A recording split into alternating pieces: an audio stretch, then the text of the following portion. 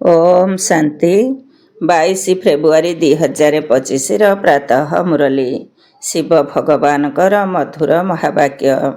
शिव बाबा कहते मिठे बच्चे तुमको बाबा जहाँ शुणाउछंती ताहा ही शुण, कौन सी आसुरी कथा शुण नहीं, कुह नहीं, hear no evil see no evil. तुमको बाबा जहाँ शुणाउछंती ताहा ही शुण, कौनसी आसुरी कथा शुण नहीं, कुह नहीं, hear no evil see no evil. प्रश्न, तुम मानकु बाबांक द्वारा केउं निश्चय होई जाइछि? तुम मानकु बाबांक द्वारा केउं निश्चय होई जाइछि? उत्तर, बाबा तुमको निश्चय कराउछंती कि मु तुमर बाबा, टीचर, सतगुरु भी अटे। तुमे यही स्मृति रे रहिबा पई पुरुषार्थ कर, किंतु माया तुमको यह ही भुलाई देउछि। अज्ञान काल रे तो मायार कथा नहीं। द्वितीय प्रश्न, केउं चाट रखिबारे विशाल बुद्धि दरकार? केउं चाट रखिबारे विशाल बुद्धि दरकार? उत्तर, निजको आत्मा भावी बाबांकु केते समय मने पकाइल, यही चाट रखिबारे बड़ विशाल बुद्धि दरकार। देही अभिमानी होई बाबांकु मने पकाओ, तेबे विकर्म विनाश होइजिब। ओम शांति। विद्यार्थी माने जानिछंती जे शिक्षक आसिछंती, एक कथा मध्य जानिछंती कि से बाबा भी अटंती, शिक्षक भी अटंती एवं सुप्रीमी सतगुरु मध्य अटंती। एक कथा संतान मानक स्मृति रे अछि, किंतु पुरुषार्थर क्रम अनुसारे। नियम कहूछि, जेबे थरे जानिगल जे बाबा आमर शिक्षक अथवा पिता गुरु अटंती, तेबे पुणी भूली पारिब नाही। किंतु एठारे माया भुलाई देउछि। अज्ञान कालरे माया केबे भी भुलाए नाही। संतान माने केबे भी भूली पारिबे नाही जे ये आमर बाबा, एहा तांकर कर्तव्य। संतान मानक भितरे खुशी रही थाए, आमे बाबांक संपत्तिर मालिक अटू। लौकिक दुनिया रे जदिओ निजे पाठ पढ़ी थांती, तथापि पितांकर संपत्ति मध्य मिली थाए ना। एठारे तुमे संतान माने भी पढ़ुछ एवं तुमको बाबांकर संपत्ति मिलुछि मध्य। तुमे एबे राजयोग शिखुछ, बाबांक द्वारा तुम मानकर निश्चय होई चलीछि। आमे बाबांकर अटू, केवल बाबा ही सद्गतिर रास्ता बताई थांती, सेइथिपाई से सतगुरु मध्य अटंती। एही कथा भूली जिबा उचित नुहे। जहा बाबा शुणाउछंती ताहाकु ही शुणिबा दरकार। यही जेउ मांकड़र खेलना देखाउछंती, खराब कथा शुण नहीं, खराब कथा देख नहीं, वास्तव रे यह हेउछि मनुष्य मानकर कथा। बाबा कहउछंती आसुरी कथा कुह नहीं, शुण नहीं, देख नहीं, hear no evil see no evil. एहा उपरे प्रथमे मांकड़र मूर्ति तैयारी करुथिले, एबे तो मनुष्य मानकर मध्य मूर्ति तैयारी करुछंती। तुम पाखरे नलिनी झियर तैयारी चित्र रहिछि, तेणु तुमे बाबांकर ग्लानिर कथा शुण नहीं। बाबा कहउछंती मनुष्य माने मोर केते ग्लानि करुछंती। तुमको जଣା अछि, जदि कृष्णकर भक्त माने श्रीकृष्णଙ୍କ आगरे धूप जलाई थांती, तेबे रामकर भक्त माने नाक बंद करी देई थांती। जनकु अन्य जनकर बास्ना मध्य भल लागु नाही। परस्पर मध्यरे जेमिति शत्रु होई जाउछंती। वर्तमान तुमे हेउछ रामवंशी, किंतु यही दुनिया हेउछि रावणवंशी। एठारे धूपर कथा नहीं। तुमे जानिछ बाबांकु सर्वव्यापी कहिबा द्वारा कौन गति होई जाइछि। भगवान माटी गोड़ी रे मध्य रहिछंती, एभली कहिबा द्वारा मनुष्य मानकर बुद्धि पत्थर होई जाइछि। बेहदर बाबा जिए कि तुमको बेहदर वर्षा देउछंती, तांकर केते ग्लानि करुछंती। तेबे वर्तमान यही ज्ञान तो काहा भितरे नाही। वर्तमान मनुष्य भितरे जेउ ज्ञान अछि, ताहा ज्ञान रत्न नुहे, किंतु पत्थर अटे। एबे तुम मानकु बाबांकु मने पकाइबाकु हेब। बाबा कहउछंती मु जाहा जेमिति अटे, यथार्थ रीति मोते जानी केही जानी नाहंती। ସନ୍ତାନମାନଙ୍କ ଭିତରେ ମଧ୍ୟ କ୍ରମାନୁସାରେ ରହିଛନ୍ତି। ତେବେ ବାବାଙ୍କୁ ଯଥାର୍ଥ ରୀତି ମନେ ପକାଇବାକୁ ହେବ। ସେ ମଧ୍ୟ ଅତି ସୂକ୍ଷ୍ମ ବିନ୍ଦୁ ଅଟନ୍ତି। ତାଙ୍କ ଭିତରେ ଏହିସବୁ ପାର୍ଟ ଭରି ହୋଇ ରହିଛି। ତେବେ ବାବାଙ୍କୁ ଯଥାର୍ଥ ରୂପେ ଜାଣି ତାଙ୍କୁ ସେହି ରୂପରେ ମନେ ପକାଇବାକୁ ପଡ଼ିବ। ନିଜକୁ ଆତ୍ମା ନିଶ୍ଚୟ କରିବାକୁ ପଡ଼ିବ। ଯଦିଓ ଆମେ ସମସ୍ତେ ତାଙ୍କର ସନ୍ତାନ ଅଟୁ, କିନ୍ତୁ ଏମିତି ନୁହେଁ ଯେ ବାବାଙ୍କର ଆତ୍ମା ବଡ଼, ଆମର ଆତ୍ମା ଛୋଟ।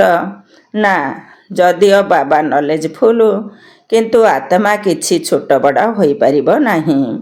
ତୁମର ଆତ୍ମାରେ ମଧ୍ୟ ଜ୍ଞାନ ରହୁଛି, କିନ୍ତୁ ତାହା ନମ୍ବରବାର।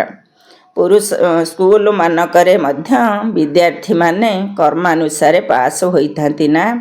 ଶୂନ କାହାର ନମ୍ବର ହୋଇନଥାଏ। କିଛି ନା କିଛି ନମ୍ବର ନିଶ୍ଚିତ ପାଇଥାନ୍ତି।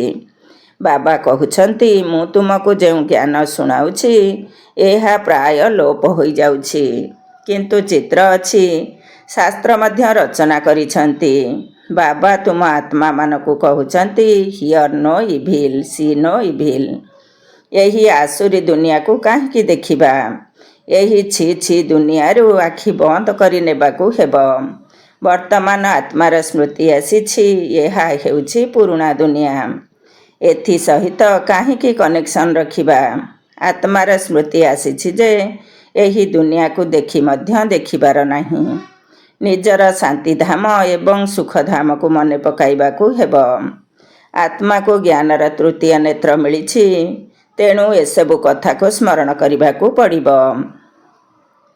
ଭକ୍ତି ମାର୍ଗରେ ମଧ୍ୟ ସକାଳୁ ସକାଳୁ ଉଠି ମାଳା ଗଡ଼ାଇଥାନ୍ତି। ସକାଳର ମୁହୂର୍ତ୍ତକୁ ବହୁତ ଭଲ ମୁହୂର୍ତ୍ତ ବୋଲି ଭାବିଥାନ୍ତି। ଏହି ମୁହୂର୍ତ୍ତ ବ୍ରାହ୍ମଣମାନଙ୍କର ମୁହୂର୍ତ୍ତ ଅଟେ। ବ୍ରହ୍ମା ଭୋଜନର ମଧ୍ୟ ମହିମା ରହିଛି। ବ୍ରହ୍ମ ଭୋଜନ ନୁହେଁ, ବ୍ରହ୍ମା ଭୋଜନ। ତୁମକୁ ମଧ୍ୟ ବ୍ରହ୍ମା କୁମାରୀ ବଦଳରେ ବ୍ରହ୍ମ କୁମାରୀ କହିଦେଉଛନ୍ତି। କିଛି ବି ବୁଝୁନାହାନ୍ତି। ବ୍ରହ୍ମାଙ୍କର ସନ୍ତାନ ତ ବ୍ରହ୍ମା କୁମାର କୁମାରୀ ହେବେ ନା? ବ୍ରହ୍ମ ତ ତତ୍ତ୍ୱ ଅଟେ। ତାହା ହେଲା ରହିବାର ଠିକଣା। ତାର କି ମହିମା ହେବ? ବାବା ସନ୍ତାନମାନଙ୍କୁ ଲୁଗୁଣା ଦେଉଛନ୍ତି। ପିଲାମାନେ, ତୁମେମାନେ ଗୋଟିଏ ପଟେ ପୂଜା କରୁଛ, ଅନ୍ୟ ପଟେ ପୁଣି ସମସ୍ତଙ୍କର ଗ୍ଲାନି କରୁଛ। ଏହିପରି ଗ୍ଲାନି କରି କରି ତମ ପ୍ରଧାନ ହୋଇଯାଇଛ। ତେବେ ତୁମମାନଙ୍କୁ ତମ ପ୍ରଧାନ ମଧ୍ୟ ନିଶ୍ଚୟ ହେବାକୁ ପଡ଼ିବ, କାରଣ ଚକ୍ର ରିପିଟ୍ ହେବ। ଯେବେ କେହି ବଡ଼ ଲୋକ ଆସୁଛନ୍ତି, ତେବେ ତାଙ୍କୁ ଚକ୍ର ଉପରେ ବୁଝାଇବାକୁ ପଡ଼ିବ। ଏହି ଚକ୍ର 5000 ବର୍ଷର। ଏହା ଉପରେ ବହୁତ ଧ୍ୟାନ ଦେବାକୁ ପଡ଼ିବ। ରାତି ପରେ ଦିନ ନିଶ୍ଚୟ ହେବ ହିଁ ହେବ। ଏପରି କେବେ ବି ହୋଇପାରିବ ନାହିଁ ଯେ ରାତି ପରେ ଦିନ ହେବ ନାହିଁ। କଳିଯୁଗ ପରେ ସତ୍ୟଯୁଗ ନିଶ୍ଚୟ ଆସିବ। ଏହି ବିଶ୍ୱର ଇତିହାସ ଭୂଗୋଳର ପୁନରାବୃତ୍ତି ହୋଇଥାଏ। ବାବା ବୁଝାଉଛନ୍ତି, ମିଠା ମିଠା ସନ୍ତାନମାନେ, ନିଜକୁ ଆତ୍ମା ନିଶ୍ଚୟ କର।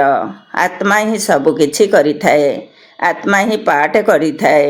କିନ୍ତୁ ଏହା କାହାକୁ ମଧ୍ୟ ଜଣା ନାହିଁ ଯେ ଯଦି ଆମେ ପାଠଧାରୀ ଅଟୁ, ତେଣୁ ନାଟକର ଆଦି ମଧ୍ୟ ଅନ୍ତକୁ ନିଶ୍ଚୟ ଜାଣିବା ଦରକାର। ଯଦି ବିଶ୍ୱର ଇତିହାସ ଭୂଗୋଳର ପୁନରାବୃତ୍ତି ହେଉଛି, ତେବେ ଏହାକୁ ଡ୍ରାମା ହିଁ କୁହାଯିବ ନା? ଯାହା ଅତୀତ ହୋଇଯାଇଛି, ତାହା ସେକେଣ୍ଡ ବାଇ ସେକେଣ୍ଡ ରିପିଟ୍ ହେବ। ଏହି କଥାକୁ ଅନ୍ୟ କେହି ବି ବୁଝିପାରିବେ ନାହିଁ। ଯେଉଁମାନଙ୍କର ଖୁବ୍ କମ୍ ବୁଦ୍ଧି, ସେମାନେ ସବୁବେଳେ ଫେଲ୍ ହୋଇଥାନ୍ତି। ତେବେ ଏଥିପାଇଁ ଶିକ୍ଷକ ମଧ୍ୟ କ'ଣ କରିପାରିବେ? ଶିକ୍ଷକଙ୍କୁ କହିବେ କି ଆପଣ କୃପା ବା ଆଶୀର୍ବାଦ କରନ୍ତୁ। ଏହା ମଧ୍ୟ ପାଠପଢ଼ା ଅଟେ। ଏହି ଗୀତା ପାଠଶାଳାରେ ସ୍ୱୟଂ ଭଗବାନ ରାଜଯୋଗ ଶିଖାଉଛନ୍ତି। କଳିଯୁଗ ପରିବର୍ତ୍ତନ ହୋଇ ସତ୍ୟଯୁଗ ନିଶ୍ଚୟ ହେବ। ଡ୍ରାମା ଅନୁସାରେ ବାବାଙ୍କୁ ମଧ୍ୟ ଆସିବାକୁ ପଡ଼ିବ। ବାବା କହୁଛନ୍ତି, ମୁଁ କଳ୍ପର ସଙ୍ଗମ ଯୁଗରେ ଆସୁଛି। ଏଭଳି ଅନ୍ୟ କେହି ବି କହିପାରିବେ ନାହିଁ ଯେ ମୁଁ ସୃଷ୍ଟିର ଆଦି ମଧ୍ୟ ଅନ୍ତର ଜ୍ଞାନ ଶୁଣାଇବାକୁ ଆସିଛି। ନିଜକୁ ଶିବ ହମ୍ କହୁଛନ୍ତି। ତାହାଦ୍ୱାରା କ'ଣ ହେଲା? ଶିବ ବାବା ତ ଆସୁଛନ୍ତି ହିଁ ପାଠ ପଢ଼ାଇବା ପାଇଁ, ସହଜ ରାଜଯୋଗ ଶିଖାଇବା ପାଇଁ। କୌଣସି ସାଧୁସନ୍ଥ ଆଦିଙ୍କୁ ଶିବ ଭଗବାନ କୁହାଯାଇପାରିବ ନାହିଁ।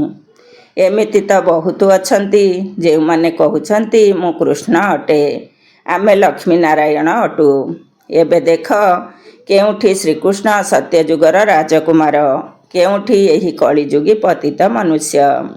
ଏମିତି କହିବେ ନାହିଁ କି ଏହାଙ୍କଠାରେ ଶ୍ରୀକୃଷ୍ଣ ଭଗବାନ ଅଛନ୍ତି। ତୁମେମାନେ ମନ୍ଦିରରେ ଯାଇ ପଚାରିପାରିବ। ଏମାନେ ତ ସତ୍ୟଯୁଗରେ ରାଜତ୍ୱ କରୁଥିଲେ, ଏବେ ସେମାନେ କୁଆଡ଼େ ଗଲେ? ସତ୍ୟଯୁଗ ପରେ ନିଶ୍ଚୟ ତ୍ରେତା, ଦ୍ୱାପର, କଳିଯୁଗ ହେଉଛି। ସତ୍ୟଯୁଗରେ ସୂର୍ଯ୍ୟବଂଶୀ ରାଜ୍ୟ ଥିଲା, ତ୍ରେତାରେ ଚନ୍ଦ୍ରବଂଶୀ। ଏହିସବୁ ଜ୍ଞାନ ତୁମମାନଙ୍କର ବୁଦ୍ଧିରେ ହିଁ ରହିଛି। ଏତେ ବ୍ରହ୍ମା କୁମାର କୁମାରୀ ଅଛନ୍ତି, ତେଣୁ ନିଶ୍ଚିତ ଭାବରେ ପ୍ରଜାପିତା ମଧ୍ୟ ଥିବେ। ପୁଣି ଏକଥା ମଧ୍ୟ କୁହାଯାଏ ଯେ ବ୍ରହ୍ମାଙ୍କ ଦ୍ୱାରା ମନୁଷ୍ୟ ସୃଷ୍ଟି ରଚନା କରିଥାନ୍ତି। କ୍ରିଏଟର ବ୍ରହ୍ମାକୁ କୁହାଯାଏ ନାହିଁ, ସିଏ ପୁଣି ହେଉଛନ୍ତି ଗଡ୍ ଫାଦର। କେମିତି ସୃଷ୍ଟି ରଚନା କରନ୍ତି ତାହା ବାବା ସମ୍ମୁଖରେ ବସି ବୁଝାଉଛନ୍ତି। ଏହି ଶାସ୍ତ୍ର ସବୁ ତ ପରେ ରଚନା କରୁଛନ୍ତି।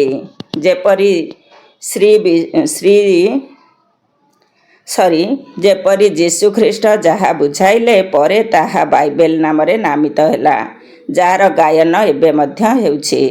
ଏକମାତ୍ର ଶିବ ବାବା ହିଁ ସମସ୍ତଙ୍କର ସଦ୍ଗତିଦାତା, ମୁକ୍ତିଦାତା, ପତିତ ପାବନ ବୋଲି ଗାୟନ ରହିଛି। ସେଥିପାଇଁ ହିଁ ସମସ୍ତେ ମନେ ପକାଉଛନ୍ତି ଏବଂ କହୁଛନ୍ତି, ହେ ଗଡ୍ ଫାଦର, ରହମ କର ବା ଦୟା କର। ଫାଦର କେବଳ ଜଣେ ହିଁ ହୋଇଥାନ୍ତି, ଇଏ ହେଉଛନ୍ତି ସାରା ବିଶ୍ୱର ପିତା। ମନୁଷ୍ୟମାନଙ୍କୁ ଜଣା ନାହିଁ କି ସମସ୍ତ ଦୁଃଖରୁ ମୁକ୍ତି କିଏ ଦେଇଥାନ୍ତି। ବର୍ତ୍ତମାନ ସୃଷ୍ଟି ବି ପୁରୁଣା, ମନୁଷ୍ୟ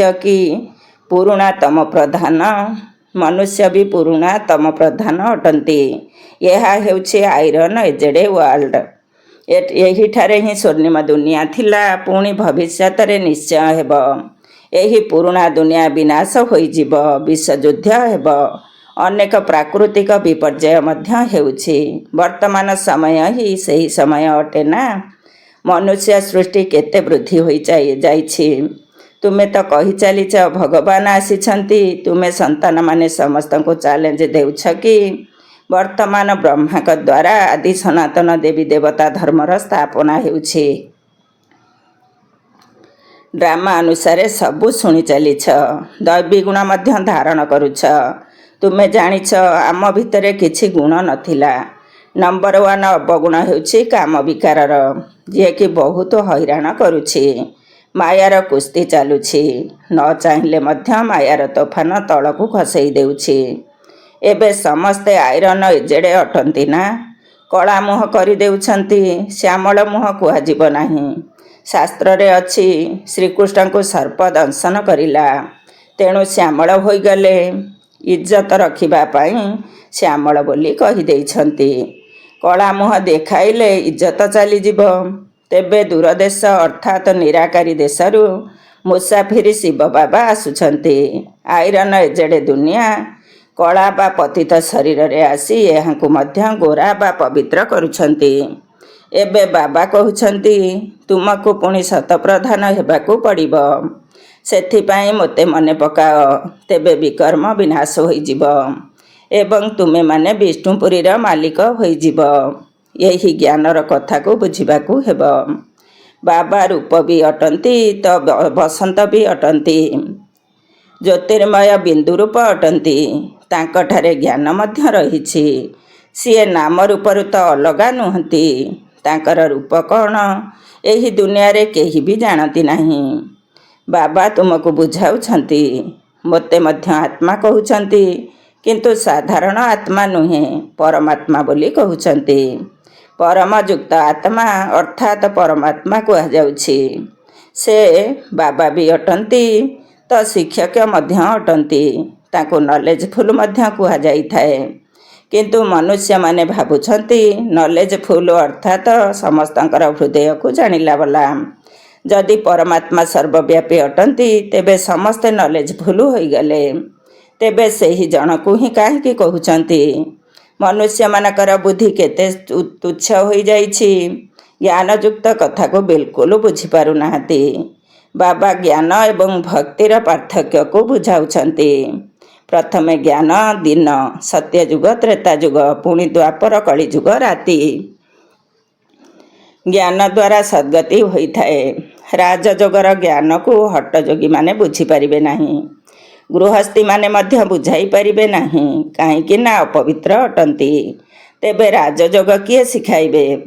ଯିଏକି ତୁମମାନଙ୍କୁ କହୁଛନ୍ତି ମାମେକମ୍ ୟାଦ କର, ଅର୍ଥାତ୍ ମୋତେ ମନେ ପକାଅ, ତେବେ ବିକର୍ମ ବିନାଶ ହୋଇଯିବ। ନିବୃତ୍ତି ମାର୍ଗର ଧର୍ମ ହିଁ ଅଲଗା ଅଟେ। ସେମାନେ ପ୍ରବୃତ୍ତି ମାର୍ଗର ଜ୍ଞାନ କିପରି ଶୁଣାଇ ପାରିବେ?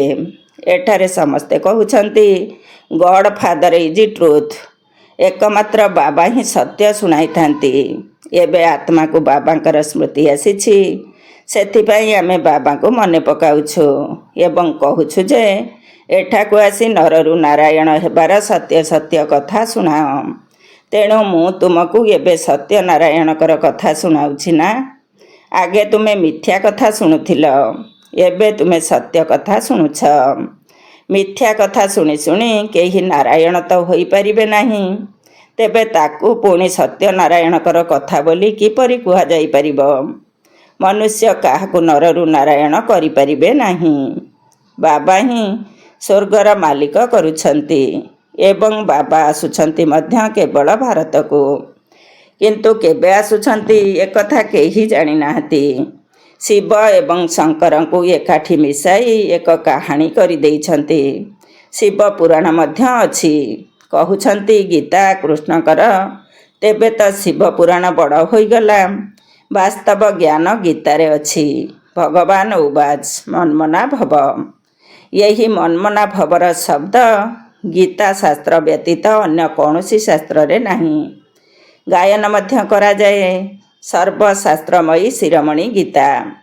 ଶ୍ରେଷ୍ଠ ମତ ହେଉଛି ହିଁ ଭଗବାନଙ୍କର। ତେବେ ପ୍ରଥମେ ଏହା କହିବା ଦରକାର ଯେ ଆମେ କହୁଛୁ ଅଳ୍ପ କେତେ ବର୍ଷ ଭିତରେ ନୂଆ ଶ୍ରେଷ୍ଠାଚାରୀ ଦୁନିଆର ସ୍ଥାପନା ହୋଇଯିବ। ବର୍ତ୍ତମାନ ହେଉଛି ଭ୍ରଷ୍ଟାଚାରୀ ଦୁନିଆ। ଶ୍ରେଷ୍ଠାଚାରୀ ଦୁନିଆରେ କେତେ ଅଳ୍ପ ମନୁଷ୍ୟ ରହିବେ। ଏବେ କେତେ ଅଧିକ ମନୁଷ୍ୟ ଅଛନ୍ତି। ସେଥିପାଇଁ ବିନାଶ ସମ୍ମୁଖରେ ଦଣ୍ଡାୟମାନ। ବାବା ରାଜଯୋଗ ଶିଖାଉଛନ୍ତି। ବର୍ଷା ବାବାଙ୍କ ଠାରୁ ମିଳିଥାଏ, ତାହା ମଧ୍ୟ ବାବାକୁ ହିଁ ମାଗିଥାନ୍ତି। ଯଦି କାହାର ଧନ ଅଧିକ ଥିବ, ସନ୍ତାନ ଥିବ, ତେବେ କହିବେ ଆମକୁ ଭଗବାନ ଦେଇଛନ୍ତି, ତେଣୁ ଭଗବାନ ଏକ ହେଲେ ନା? ତେବେ ପୁଣି ସବୁଥିରେ ଭଗବାନ କେମିତି ରହିପାରିବେ? ଏବେ ଆତ୍ମାମାନଙ୍କୁ ବାବା କହୁଛନ୍ତି ମୋତେ ମନେ ପକାଅ। ଆତ୍ମା କହୁଛି ଆମକୁ ପରମାତ୍ମା ଜ୍ଞାନ ଦେଇଛନ୍ତି, ଯାହା ପୁଣି ଆମେ ଆତ୍ମା ଭାଇମାନଙ୍କୁ ଦେଉଛୁ। ନିଜକୁ ଆତ୍ମା ଭାବି ବାବାଙ୍କୁ କେତେ ସମୟ ମନେ ପକାଇଲେ? ଏହି ଚାର୍ଟ ରଖିବାରେ ବଡ଼ ବିଶାଳ ବୁଦ୍ଧି ଦରକାର। ଦେହୀ ଅଭିମାନୀ ହୋଇ ବାବାଙ୍କୁ ମନେ ପକାଇବାକୁ ପଡ଼ିବ, ତେବେ ଯାଇ ବିକର୍ମ ବିନାଶ ହେବ। ଜ୍ଞାନ ତ ବହୁତ ସହଜ, ବାକି ଆତ୍ମା ଭାବି ବାବାଙ୍କୁ ମନେ ପକାଇ ନିଜର ଉନ୍ନତି କରିବାକୁ ପଡ଼ିବ। କିନ୍ତୁ ଏହିଭଳି ଚାର୍ଟ କେହି କ୍ୱଚିତ ରଖିଥାନ୍ତି।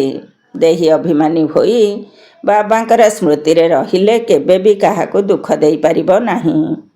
ବାବା ଆସୁଛନ୍ତି ହିଁ ସମସ୍ତଙ୍କୁ ସୁଖ ଦେବା ପାଇଁ। ତେଣୁ ସନ୍ତାନମାନଙ୍କୁ ମଧ୍ୟ ସମସ୍ତଙ୍କୁ ସୁଖ ଦେବାକୁ ପଡ଼ିବ। କେବେ ବି କାହାକୁ ଦୁଃଖ ଦେବା ଉଚିତ ନୁହେଁ। ବାବାଙ୍କର ସ୍ମୃତି ଦ୍ୱାରା ହିଁ ସବୁ ଭୂତ ଚାଲିଯିବ। ସେଥିପାଇଁ ବହୁତ ଗୁପ୍ତ ପରିଶ୍ରମ କରିବାକୁ ହେବ। ଆଚ୍ଛା, ମିଠା ଶିଖିଲ ଦେ ସନ୍ତାନମାନଙ୍କ ପ୍ରତି ମାତା ପିତା ବାପଦାଦାଙ୍କର ମଧୁର ସ୍ନେହ ସମ୍ପନ୍ନ ଶୁଭେଚ୍ଛା ଏବଂ ସୁପ୍ରଭାତ। ଆତ୍ମିକ ପିତାଙ୍କର ଆତ୍ମିକ ସନ୍ତାନମାନଙ୍କୁ ନମସ୍ତେ। ଆମ ଆତ୍ମିକ ସନ୍ତାନମାନଙ୍କର ଆତ୍ମିକ ମାତା ପିତା ବାପଦାଦାଙ୍କୁ ନମସ୍ତେ ଏବଂ ସୁପ୍ରଭାତ। ଧାରଣା ପାଇଁ ମୁଖ୍ୟ ସାର। 1 ନମ୍ବର, ଏହି ଆସୁରୀ ଛି ଦୁନିଆରୁ ନିଜର ଆଖି ବନ୍ଦ କରିନେବା ଉଚିତ। ଏହା ହେଉଛି ପୁରୁଣା ଦୁନିଆ। ସେଥିପାଇଁ ଏହି ଦୁନିଆ ସହିତ କୌଣସି ସମ୍ପର୍କ ରଖିବାର ନାହିଁ। ଏହାକୁ ଦେଖୁଥିଲେ ମଧ୍ୟ ଦେଖିବାର ନାହିଁ। 2 ନମ୍ବର, ଏହି ବେହଦ ଡ୍ରାମାରେ ଆମେ ସମସ୍ତେ ପାଠଧାରୀ। ଏହାର ଦୃଶ୍ୟ ପ୍ରତି ମୁହୂର୍ତ୍ତରେ ପୁନରାବୃତ୍ତି ହୋଇ ଚାଲିଛି। ଯାହା ଅତୀତ ହୋଇଯାଇଛି ତାହାର ପୁଣି ପୁନରାବୃତ୍ତି ହେବ। ଏହାକୁ ସ୍ମୃତିରେ ରଖି ପ୍ରତ୍ୟେକ କଥାରେ ପାସ୍ ହେବାକୁ ପଡ଼ିବ। ବିଶାଳ ବୁଦ୍ଧି ହେବାକୁ ପଡ଼ିବ। ବରଦାନ।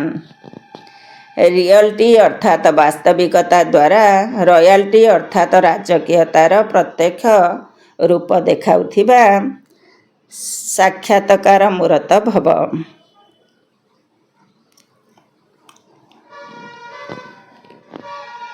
ରିଅଲ୍ଟି ଅର୍ଥାତ୍ ବାସ୍ତବିକତା ଦ୍ୱାରା ରୟାଲ୍ଟି ଅର୍ଥାତ୍ ରାଜକୀୟତାର ପ୍ରତ୍ୟକ୍ଷ ରୂପ ଦେଖାଉଥିବା ସାକ୍ଷାତକାର ମୂରତ ହୁଅ।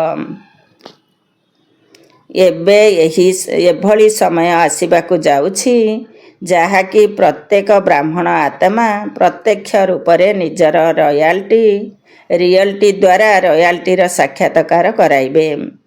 କାରଣ ପ୍ରତ୍ୟକ୍ଷତା ସମୟରେ ମାଳାର ଦାନାର ନମ୍ବର ଏବଂ ଭବିଷ୍ୟତ ରାଜ୍ୟର ସ୍ୱରୂପ ଉଭୟ ପ୍ରତ୍ୟକ୍ଷ ହେବ। ଏବେ ଯେଉଁଭଳି ପରସ୍ପର ସହିତ ରେସ୍ କରୁ କରୁ କିଛିଟା ରିସି ଅର୍ଥାତ୍ ଈର୍ଷା ରୂପକ ଧୂଳିର ପରଦା ଚମକୁଥିବା ହୀରାଗୁଡ଼ିକୁ ଲୁଚାଇ ଦେଇଥାଏ, ଅନ୍ତିମ ସମୟରେ ଏହି ପରଦା ହଟିଯିବ। ପୁଣି ଲୁଚି ଯାଇଥିବା ହୀରା ନିଜର ପ୍ରତ୍ୟକ୍ଷ ସମ୍ପନ୍ନ ସ୍ୱରୂପରେ ପରିଚିତ ହେବ। ରାଜ ପରିବାରର ସଦସ୍ୟମାନେ ଏବେଠାରୁ ହିଁ ନିଜର ରାଜକୀୟତାର ପ୍ରଦର୍ଶନ କରିବେ, ଅର୍ଥାତ୍ ନିଜର ଭବିଷ୍ୟତ ପଦକୁ ସ୍ପଷ୍ଟ କରିବେ। ସେଥିପାଇଁ ନିଜର ବାସ୍ତବିକ ସ୍ୱରୂପ ଦ୍ୱାରା ରାଜକୀୟତାର ସାକ୍ଷାତକାର କରାଅ। ସ୍ଲୋଗାନ। କୌଣସି ବିଧି ଦ୍ୱାରା ବ୍ୟର୍ଥକୁ ସମାପ୍ତ କରି ସମର୍ଥକୁ ପ୍ରତ୍ୟକ୍ଷ କର। କୌଣସି ବିଧି ଦ୍ୱାରା ବ୍ୟର୍ଥକୁ ସମାପ୍ତ କରି ସମର୍ଥକୁ ପ୍ରତ୍ୟକ୍ଷ କର। ଓମ୍ ଶାନ୍ତି।